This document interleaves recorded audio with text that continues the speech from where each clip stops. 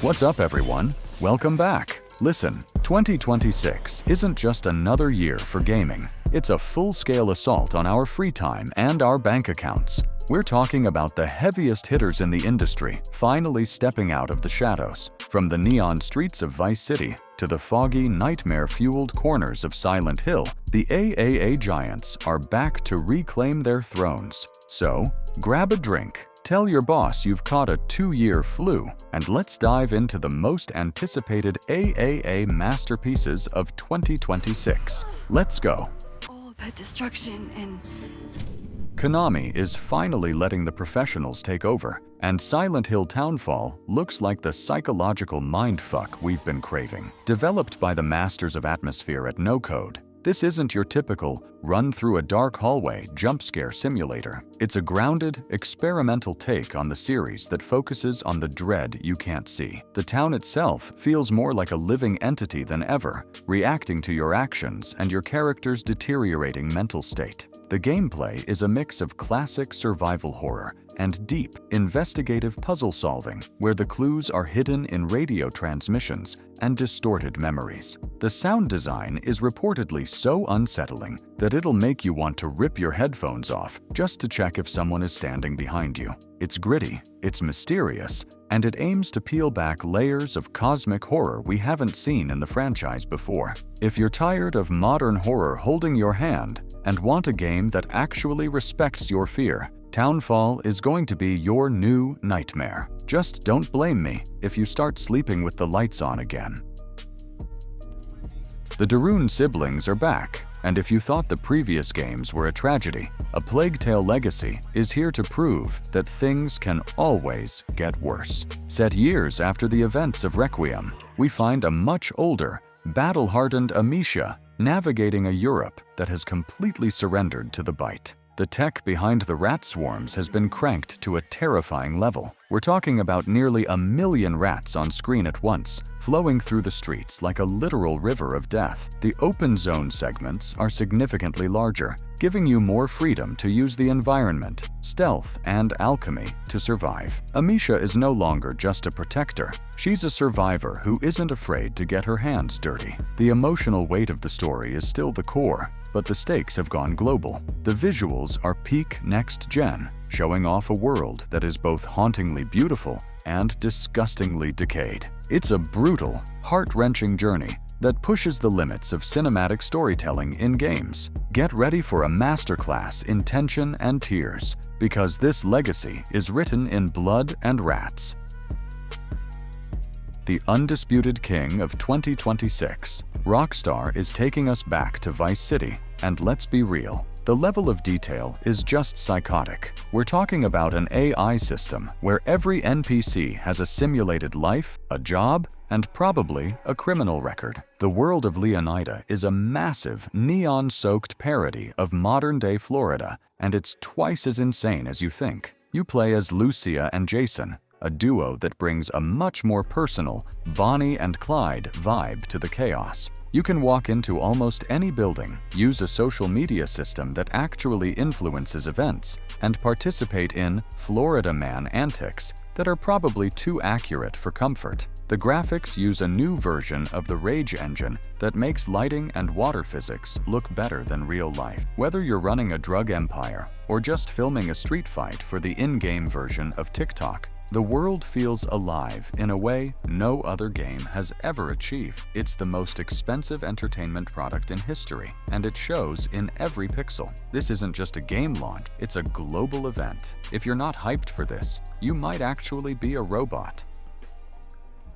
The guys who made Hitman are finally giving us the James Bond game we deserve. 007 First Light is an origin story that ditches the linear arcade shooting of the past for massive, open-ended sandbox missions. You're operating in places like London, Istanbul, and the Swiss Alps, and every map is a playground for a cold-blooded professional. You can go in loud with a suppressed rifle, or spend an hour social engineering your way into a villain's penthouse without firing a single shot. The gadget system is deep and incredibly fun to experiment with, and the car chases are as cinematic as anything you've seen on the big screen. The AI is sophisticated enough to make you feel like a real spy. They react to open doors, missing guards, and even your choice of disguise. It's basically Hitman, but with faster cars, sharper suits, and a license to kill that actually means something. IO Interactive is at the top of their game here, and they're finally bringing Bond into the modern era of gaming. It's stylish, it's smart, and it's the ultimate spy fantasy come to life.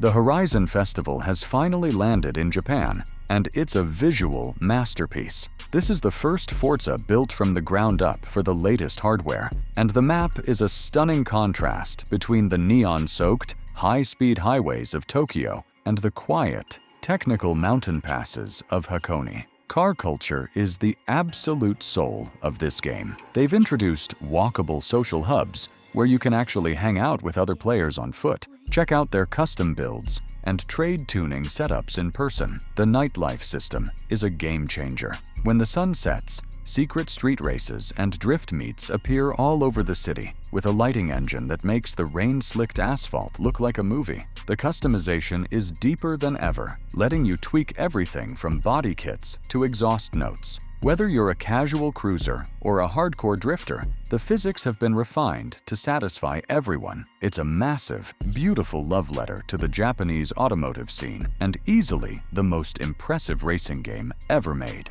If you don't spend hours just tuning your favorite JDM legend, you're doing it wrong.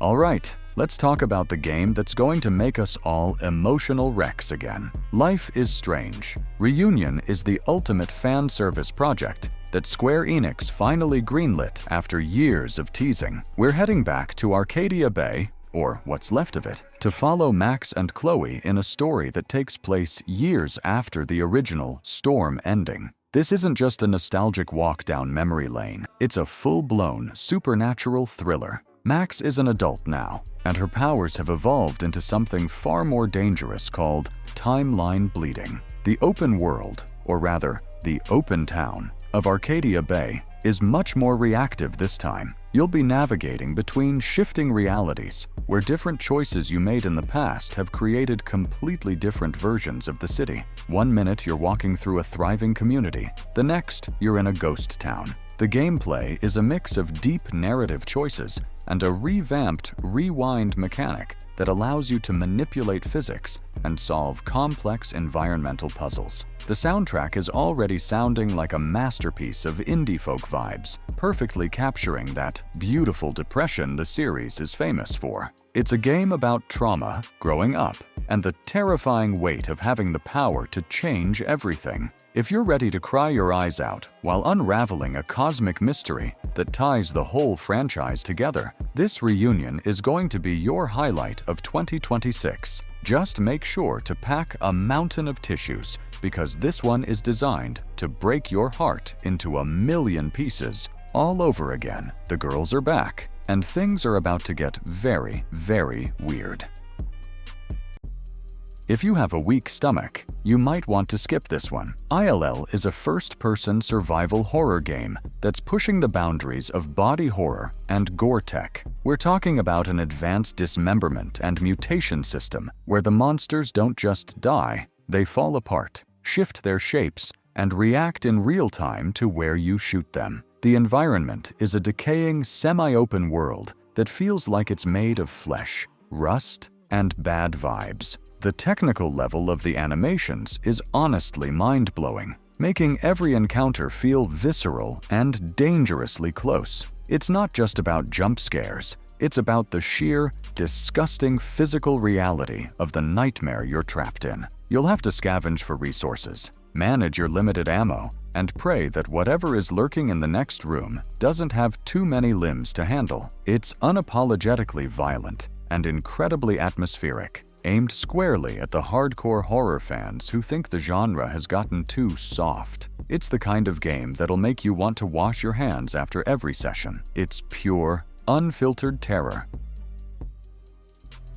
Capcom is finally giving us the full, seamless, open-world Resident Evil experience. Set in a massive, decaying region in Europe, Requiem removes all loading screens and puts you in a world where the infection is constantly evolving. If you don't clear out a nest, the monsters mutate and start hunting you across the map. The AI is more aggressive than ever, using a scent tracking system that means you're never truly safe, even in your hideout. The Stalker system has been expanded. Imagine a threat like Lady Dimitrescu or Mr. X, but they can track you across the entire map, forcing you to constantly rethink your route. You'll have to manage your resources, fortify your base, and plan your excursions with military precision. The RE engine is being pushed to its absolute limit here, making every drop of blood and rotting limb look disturbingly real. It's a high-stakes, resource management nightmare that proves Capcom is still the undisputed king of survival horror. This isn't just a game, it's a 30-hour fight for your life in a world that wants you dead. A brand new saga begins, and honestly, Geralt earned his retirement in that hot tub. The Witcher 4, or Project Polaris, is moving the franchise into Unreal Engine 5, and the tech leap is staggering. We're following a new Witcher from the School of the Lynx, which suggests a faster, more agile combat style than the heavy-hitting White Wolf. The biggest change? CD Projekt Red is killing the Ubisoft-style map markers. No more cleaning up icons like a digital janitor. Instead, the world is designed for true, organic discovery. You'll have to actually use your Witcher senses to track monster migrations, listen to rumors in crowded taverns, and investigate disturbances in the environment. The world is much more reactive. Your decisions can lead to the rise or fall of entire villages, and the ecosystem feels alive, with predators and prey interacting even when you're not looking. It's a darker, more methodical take on the universe that puts the hunter back in Witcher. This isn't just an RPG, it's a living, breathing fantasy epic that respects your intelligence and your sense of wonder. If you want to talk about pure, unadulterated style, Replaced is the undisputed heavyweight champion. This is a 2.5D cinematic platformer that uses pixel art so detailed it looks like a high-budget 80s sci-fi thriller. You play as an AI trapped in a human body against its will, navigating a gritty, alt-history 1980s where everything has gone to hell. The visuals are a neon-drenched, rainy masterpiece that makes every frame look like a work of art. The combat is fast, fluid, and hits like a freight train. It's got that John Wick cinematic flow, but in a side-scrolling perspective. You'll be sliding over counters, dodging bullets, and smashing through windows in some of the most satisfying action sequences we've seen in years. But it's the atmosphere that really sells it. The world is bleak, dirty, and dripping with cyber-noir vibes, supported by a soundtrack that will stay in your head for months. It's a tighter, more focused experience compared to the open-world giants, but it packs more soul into its runtime than most AAA games do in 50 hours. If you love grit, neon, and perfect pixel tech, this is a mandatory play. Capcom's mysterious sci-fi project has been coming soon for what feels like an eternity, but 2026 is finally the year of Pragmata. Set on a futuristic, abandoned Earth and the Moon, you follow a heavily armored protagonist and a mysterious young girl with powers that defy the laws of physics. The gameplay is a wild mix of high-tech gadgetry and physics-based combat, where you'll be manipulating gravity to navigate ruined cityscapes and fight off massive robotic threats. The relationship between the man and the girl is the emotional core, but the real star is the environment. Capcom is pushing their tech to the limit, creating a world where every surface reacts to the light and every piece of debris moves realistically. It's got that signature Capcom polish, Think Devil May Cry level of combat fluidity, but in a cold, sterile sci-fi setting. It's weird, it's beautiful, and it feels like a genuine attempt at creating a new kind of sci-fi epic. After years of trailers,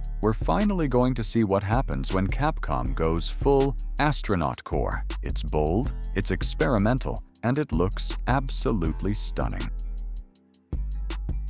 Every time Pearl Abyss shows Crimson Desert, the internet collectively loses its mind, and for good reason. This is a gritty, high-fantasy open world that looks like it's being powered by magic. You play as Cliff, a mercenary leader navigating the continent of Pywell, a place where the scenery is beautiful and everyone wants to kill you. The combat is the main attraction here. It's a chaotic, visceral blend of traditional swordplay and pro wrestling? Yeah, you can literally suplex an orc off a cliff or powerbomb a bandit through a wooden table. It's fast, heavy, and incredibly satisfying. The level of environmental interaction is also insane. You can climb giant mechanical beasts, set entire forests on fire, and use a paraglider to travel between massive, seamless regions. The weather system actually affects your gameplay, freezing your gear in the snow or making your lightning spells more powerful in the rain. It's a brutal, high-fidelity epic that feels like the next logical step for the genre.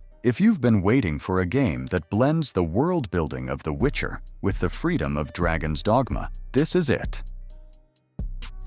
The ultimate struggle for survival is getting a sequel that's bigger, colder, and even more unforgiving. The Long Dark 2 takes the quiet, desperate atmosphere of the first game and expands it into a massive, detailed wilderness where the forest itself is your greatest enemy. The AI for predators like wolves and bears has been completely rebuilt. They no longer just patrol paths, they hunt, they track your scent, and they learn your habits. New survival mechanics include managing long-term health, dealing with more complex injuries, and navigating a dynamic weather system where a sudden blizzard can turn a simple scavenge run into a death sentence. The world is hauntingly beautiful, using a refined version of the original's art style to create vistas that are as breathtaking as they are deadly. This isn't a game about winning, it's a game about enduring. It's a slow-burn, atmospheric masterpiece that rewards patience and planning while punishing even the slightest mistake. If you want a survival game that actually respects the power of nature and makes every fire you light feel like a miracle, The Long Dark 2 is waiting for you.